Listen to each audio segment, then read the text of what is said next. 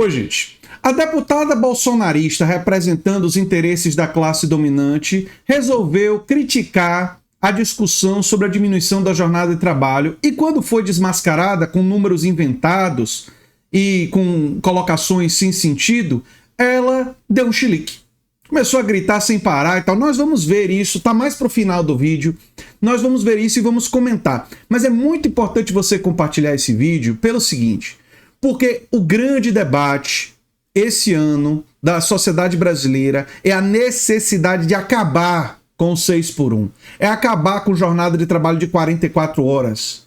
Porque essa jornada é submetida sempre à classe trabalhadora mais pobre. Enquanto a classe média, os ricos, ninguém trabalha 44 horas. Ou seja, eles não querem. Eles trabalhar. A Júlia Zanatta não trabalha 44 horas, muito longe disso.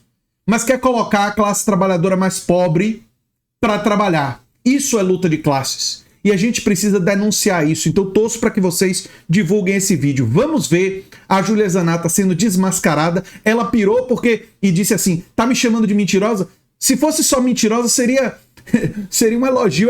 Ela é muito pior do que apenas uma mentirosa. É muito pior. Mas nós vamos expor isso aqui. Vamos lá. Vou citar aqui dados que demonstram o porquê que as pessoas estão doentes no Brasil. Pelo 14º ano consecutivo, o Brasil ocupa a última posição no Índice de Retorno de Bem-Estar à Sociedade, que cruza carga tributária e IDH entre os 30 países com maior arrecadação proporcional ao PIB. Aqueles mesmos que defendem aumentar a carga tributária, e o governo Lula tem aumentado a carga tributária a cada 37 dias, são aqueles que dizem que vão resolver o problema do povo trabalhador. Isso é um contrassenso, presidente e nobres colegas deputados. Um contrassenso. Uma pesquisa feita pelo Senado, está lá na página deles, secretária, né? Tá aqui, ó. Na sua opinião, qual o principal desafio que os trabalhadores brasileiros enfrentam em relação à qualidade de vida? Tá aqui. Não é trabalhar demais, é valor do salário. Valor do salário. Não sou eu respondendo isso aqui. Uma pesquisa que está lá na página do Senado. Sua grande fonte é uma pesquisa de internet do Senado. Sim, o trabalhador quer ganhar mais trabalhando menos, viu, Júlia Zanatta? É óbvio. E o empresário quer pagar menos e que o trabalhador trabalhe mais. Isso é luta de classes, que você disse que não existe. Mas enfim. Em qual o principal motivo de você achar que a redução da jornada de trabalho pioraria a qualidade de vida dos trabalhadores? Diminuição da renda. Resumindo, o povo brasileiro está sendo sufocado sim, mas é pelo Estado e por aqueles que defenderam o agigantamento do Estado. É uma hipocrisia, um contrassenso falar que querem melhorar a vida do trabalhador. Quem é que está oprimindo o trabalhador brasileiro? É o Estado, sob a gestão do governo Lula, e historicamente a esquerda defende que aumente tudo, e que o Estado pode dar tudo, isso tem reflexo na economia. O governo possui estudos técnicos que demonstrem que a redução da jornada semanal não resultará em redução de vagas formais ou substituição por automação. Se possível, também apresentar dados. A deputada Júlia está precisando sair, então vou falar já o caso dela, porque assim eu vi ela falando aqui com o presidente, então, com o nosso relator também. Veja, não me consta que o nosso governo tem aumentado a cada dia tributos nesse país. Não, senhora. Não, senhora. Carga tributária é o total. Portanto, eu desconheço qualquer estudo de aumento de tributos. Desconheço essa estatística tua aqui de 2.016 tributos, um salário de R$3.000. Deve ter alguma coisa errada nessas contas aqui. Com certeza tem. Isso daí. Mas o que o governo Lula fez foi diminuir os impostos de quem ganha menos. Quem ganha até R$5.000 por mês não vai mais pagar imposto de renda. Quem ganha entre 5.000 e 7.000 vai ter uma diminuição. E isso alcança todos. E só teve um aumento até 10%, que é um aumento bem moderado, bem levezinho, em quem ganha mais de R$50.000 por mês. Ou seja, quando se fala de tributos, tem que se falar o seguinte: o governo Lula defende sim taxar bilionários, bets e bancos, né, o BBB, mas defende diminuir os impostos sobre a classe trabalhadora e equilibrar essa conta tributando os mais ricos. Tributando, enfim. E essa verdade é escondida pelos bolsonaristas. Mas vamos seguir. O que nós fizemos foi diminuir a carga tributária do país. Ela está estável, aumentou uma, diminuiu outra, está estável. E o ministro da Fazenda vai estar aqui, vocês terão a oportunidade de discutir de novo aqui. E eu já vi o nosso ministro Haddad discutindo aqui essa questão, e ficou muito claro que nós não aumentamos carga tributária. O que existe é aumento de tributos, inclusive de alimentos, nos estados, e não tributos federais. E a reforma tributária realizada aqui é diminuição da carga tributária, que está em andamento. O senhor sabe disso melhor que eu, né? Vocês aprovaram aqui a reforma tributária e sabem que é um processo de diminuição de carga tributária. Portanto, com todo respeito a nova deputada, nós precisamos observar o que o presidente Lula fez neste país, nos seus 3 governos, foi fortalecer o SUS, criar o SAMU que não existia, criar a farmácia popular que não existia, criar o Brasil Solidário que não existia, criar vários direitos para o povo brasileiro. É isso que o presidente Lula fez nos seus governos, e não o que disse aqui a nobre deputada. Então, com todo respeito, eu não consigo enxergar aonde a senhora encontrou esses dados. Em relação aos debates sobre, e que disse aqui, a pergunta da Carolina, o que leva à discussão da produtividade, aumento de produtividade, se a negociação não é mais adequada, veja, eu sou um fã da negociação e negocio a vida inteira. Agora, alguns temas, se não tiver o parlamento definindo, a gente fica séculos e a negociação não dá conta. Por que, então, que as empresas não exerceram a negociação nesse período? Podia ter negociado. Tem até uma lei em vigor que diz que o negociado sobrepõe, inclusive, ao legislado. Por que, então, que as empresas não toparam negociar? Não foi por ausência de vontade dos sindicatos brasileiros, de trabalhadores. Então, tem hora que é preciso enfrentar. Existe um clamor, especialmente da juventude trabalhadora, e olha, que desses 1.300.000 que eu me referi o ano passado, de saldo positivo de geração de emprego CAGED, mais de 80% foram ocupados por jovens de até 24 anos de idade. Contraditando, inclusive, outra máxima que muitos especialistas falam, quase todos os dias, rádio e televisão, nas redes sociais, que o jovem não quer nada, que não está aceitando CLT, que está aceitando trabalho. Mais de 80% das vagas formais ocupadas no Brasil são formadas por jovens de menos de 24 anos de idade. E jovens das famílias do Cade Único, que é respondendo outra questão relacionada ao Bolsa Família. Então, é preciso que a gente observe os dados. E tem estudos da Unicamp que diz que a redução de jornada de trabalho, considerando o cálculo para 36 horas, geraria 4,5 milhões de vagas. Nós estamos falando de 40, então a ordem de metade dessas vagas podendo ser gerada. É possível que tenha aqui investimento em tecnologia, diminua um pouco a quantidade de emprego gerado no tempo por investimento em tecnologia, que é uma necessidade do país. E quando se fala em produtividade, que também relacionado à pergunta da Carolina, o Brasil necessita de mais investimento em tecnologia, mais conhecimento, e a combinação do ambiente de trabalho, com redução da jornada de trabalho e aumento da tecnologia, seguramente vai levar à produtividade. A produtividade de 40% se deu especialmente investimento em tecnologia. Então, senhores empresários, é bem-vindo os investimentos, é bem-vindo o ganho em tecnologia, é bem-vindo o investimento em inteligência artificial. O que está acontecendo? Há uma evolução no mercado de trabalho brasileiro e, portanto, nós apostamos em crescer o aumento de produtividade e, portanto, crescer a possibilidade de o próprio sistema sustentar uma redução de jornada de trabalho. E com a questão que o deputado Luiz Gastão colocou, meu amigo Luiz Gastão, veja... Só queria fazer um comentário. Eu já postei vídeos aqui no canal mostrando diversos estudos que demonstram que diminuir a jornada de trabalho para 40, para 38, para 35 horas em diversos países onde isso já foi implementado, ou aumenta a produtividade ou mantém ela estável. Porque na maioria dos serviços, quando você tem menos horas, você melhora a qualidade do seu trabalho. Porque você está menos estressado, porque você está... Enfim, tem uma série de benefícios. Então, e outra coisa, você diminuir a jornada de trabalho em tudo que tem demanda, gera emprego. Porque o empregador que tem uma demanda a cumprir e tem um produto que está saindo, o trabalhador vai trabalhar menos, ele precisa contratar mais gente para fazer aquele trabalho para atender a demanda. Só geraria menos emprego, só geraria desemprego nos setores onde não tem demanda. Eu pensei que esse pessoal era capitalista e defendia que a demanda fosse o fundamental, né?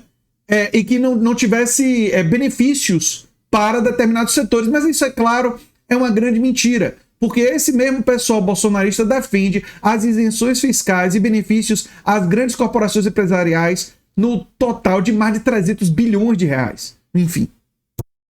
Nós precisamos de uma mesa técnica para apurar esse debate, a diferença que acha que um para lá, outro para cá. Nós não enxergamos essa magnitude de impacto no mercado de trabalho que estão dizendo, do custo para as empresas que estão sendo falado. Portanto, nós topamos uma mesa técnica para apurar e discutir exatamente qual é o impacto real em cada segmento da economia brasileira, mas, acima de tudo, considerar aqui o papel da comissão de admissibilidade da constitucionalidade do tema e, portanto, que ele cria um processo de celeridade para que nós possamos entregar esse pedido do povo brasileiro, a redução da jornada sem redução de salário. Agradeço, ministro. Presidente, eu só gostaria de falar, porque eu fiquei para escutar a resposta do ministro, já teve a oportunidade e de ele fala, praticamente me chamou de mentirosa, né? Então não deveria nem ter ficado... Não, ele falou que não sei de onde eu tirei, mas se ele der um Google, ele vai ver quais impostos, como a carga tributária do Brasil... Deputada, não, a Vossa Excelência já falou. Não vou deixar. Não vou deixar, não. Tem uma lista grande de instrução, todo mundo respeitou a fala, e eu vou pedir tolerância a Vossa Excelência. Eu estou permitindo... Não estou, deputada, não estou. A palavra, a deputada Bia Kiss. Com a palavra, deputado Maurício Marcon. Você tá vendo o chilique dessa mulher? Ele, inclusive, não chamou ela de mentirosa. Ele só disse que os dados, ele não sabe de onde ela tirou. Ele foi até muito mais gentil do que eu seria, o ministro Luiz Marinho, nessa situação. E ela pirou. Olha lá. Ausente. Deputado Maurício Marcon. Pois não, deputado. Admita que o seu presidente aumentou imposto aqui para aumentar a arrecadação. É uma vergonha o senhor cortar o microfone. Não, deputado, a gente está aqui tendo respeito com todos os parlamentares. Tem parlamentares que estão aqui desde as 2 da tarde. Quem está desrespeitando a comissão é Vossa Excelência. Eu passo a palavra ao deputado Maurício Marcon. Não, Vossa Excelência tem o direito de fazer uso da palavra. Não tem a parte. Não tem a parte aqui, deputado. Eu passo a palavra a Vossa Excelência. Câmbio. É complicado, viu, gente? É complicado. É complicado. Mas é muito importante, gente, que a verdade sobre o fim da escala 6x1 seja divulgada nesse ano. É um dos grandes debates, sem sombra de dúvida. Além do debate da justiça tributária. Porque sim, devemos diminuir os impostos que incidem sobre a classe trabalhadora. Mas no Brasil, devemos aumentar os impostos que incidem sobre a classe dominante. Querem saber? Quais? Imposto territorial rural. Por que o agronegócio paga tão pouco? É um absurdo o que se cobra de imposto territorial rural no Brasil para beneficiar uma classe de oligarcas. Por que se tem mais de 300 bilhões de reais de isenção fiscal para beneficiar grandes empresas que são altamente lucrativas? Se cortasse essas isenções fiscais, entendeu? E aumentasse o imposto territorial rural, muito se resolveria. Outra, tributar progressivamente dividendos empresariais. A parte do lucro das empresas que é distribuído entre os acionistas. E aí o povo diz, os ricos vão embora. Os fazendeiros vão pegar a fazenda e levar para a Europa? Como? Como? Se você tem ações da Petrobras, tá cobrando dividendos, eu vou vender. Ótimo, vai ter gente que vai querer comprar. Entendeu? Vai ter gente que vai querer comprar. Não tem problema. É que se você tiver ação da Petrobras, da Vale ou de uma outra empresa, você será cobrado mesmo que você mora em Paris. Não importa onde você mora. É uma tolice dizer vamos tributar os ricos no CPF. Não. Tem que se tributar a riqueza dos ricos. Seus lucros, o lucro das suas empresas, do que é produzido aqui. Entendeu? Isso tem que ser tributado adequadamente. E revertido em investimentos na nação. Em garantia de direitos sociais, investimentos aqui. E se diminuir o imposto aonde? No consumo. Agora, jornada de trabalho, o que a Zanata estava fazendo ali é defender os interesses dos oligarcas de continuar explorando a classe trabalhadora, enquanto ela, seus financiadores, seus aliados, ninguém deles trabalha no 6x1. Mas eles querem que os outros trabalhadores pobres sejam explorados e trabalhem no 6x1. E não tenham seu salário mínimo aumentado. Porque foi isso que o Bolsonaro fez quando ele governou o Brasil. Ele não aumentou o salário mínimo acima da inflação, como faz o governo Lula. Então, gente, é muito importante que fique claro clara essa diferença de interesse de classe entre esse pessoal. E eu espero que vocês compartilhem o vídeo para que isso fique ainda mais claro para a população brasileira.